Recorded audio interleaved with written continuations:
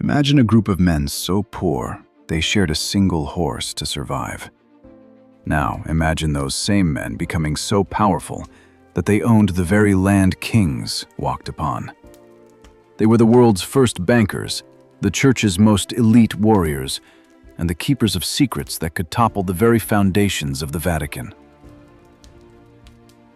This is not a fairy tale.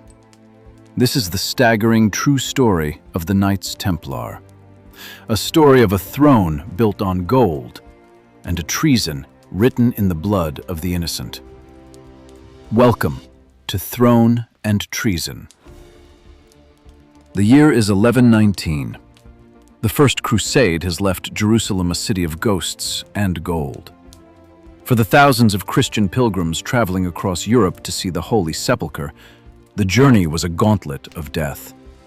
The roads were ruled by bandits who saw pilgrims as nothing more than walking coin purses. Enter Hugues de Payan. He was a knight from Champagne, France, but his heart didn't belong to the French courts. Along with 8 other companions, he approached King Baldwin II with a radical, almost impossible vow. They would live in poverty, chastity, and obedience, acting as a volunteer guard for the vulnerable. King Baldwin granted them a headquarters that would define their destiny, a wing of the royal palace on the Temple Mount. Beneath their boots lay the ruins of the legendary Temple of Solomon.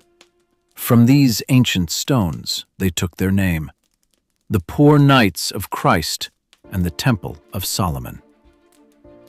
For the first 9 years, they were truly poor. Their official seal depicted 2 knights on one horse, a symbol of their humility. But in the shadows of the temple, something was changing. They weren't just praying. They were observing. They were building a network. The turning point came in 1129. Through the relentless influence of Saint Bernard of Clairvaux, the most powerful monk in Europe, the Pope officially recognized the order. Suddenly, the poor knights were the most popular cause in Christendom. Pope Innocent II issued a decree that changed the world. The Templars were made exempt from all local laws, all taxes, and all authority except for the Pope himself. They were now a state within a state. They used this freedom to invent the future. If you were a noble in London wanting to go to Jerusalem, carrying chests of gold was a death sentence. The Templars gave you a solution. You would deposit your gold in their London temple. They would give you a piece of parchment with an encoded cipher. Months later, you would hand that parchment to a Templar in Jerusalem and receive your money back. They had just invented modern banking. With this wealth, they built a throne of gold. They owned islands, fleets of ships, and hundreds of castles. But as their treasure grew, so did the fear of those who owed them money. Because in the Game of Thrones, it is often easier to kill your creditor than it is to pay him back. By the late 1200s, the dust of the Crusades was settling, but not in favor of the Templars. The Holy Land was lost. The knights retreated to Europe, their pockets overflowing with gold, but their swords without a war. They were an elite army with no front line, living in the hearts of nations that no longer needed them. In France, King Philip IV, known as the Fair, was a man drowning in his own greed. He had fought expensive wars with England and the Flemish, and he was broke. He didn't see the Templars as holy warriors. He saw them as a bank that needed to be liquidated. The Whisper Campaign. Philip was a master of treason. He knew he couldn't just attack the Pope's favorite soldiers without a reason, so he began a campaign of lies. In the taverns and churches of France, whispers began to spread. The Templars worship a demon named Baphomet. They spit on the cross in secret rituals. They have abandoned God for gold. It was the ultimate betrayal. The very men who had bled for the Holy Land were now being branded as the enemies of Christ. Friday the 13th. On the morning of Friday, October 13th, 1307, the trap was sprung. Sealed orders were opened across France at the exact same hour, dawn. Thousands of Templars were dragged from their beds in chains. This is the day that gave our modern world the superstition of Friday the 13th. The Grand Master, Jacques de Molay, was thrown into a dark dungeon. For 7 agonizing years, the knights were tortured by the Inquisition. They were stretched on racks. They had their feet oiled and roasted over slow fires until the bone showed. Broken by pain, many confessed to the lies the king had invented. The throne of the Templars had been toppled by a single, calculated act of treason.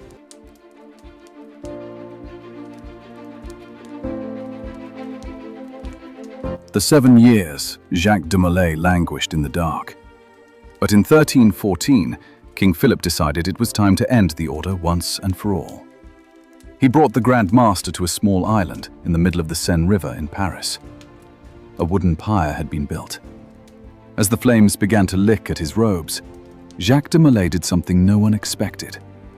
He didn't beg for his life. He stood tall in the fire, his voice booming across the water. He recanted every confession he had made under torture. He looked directly at the Cathedral of Notre Dame and shouted, "God knows who is the sinner.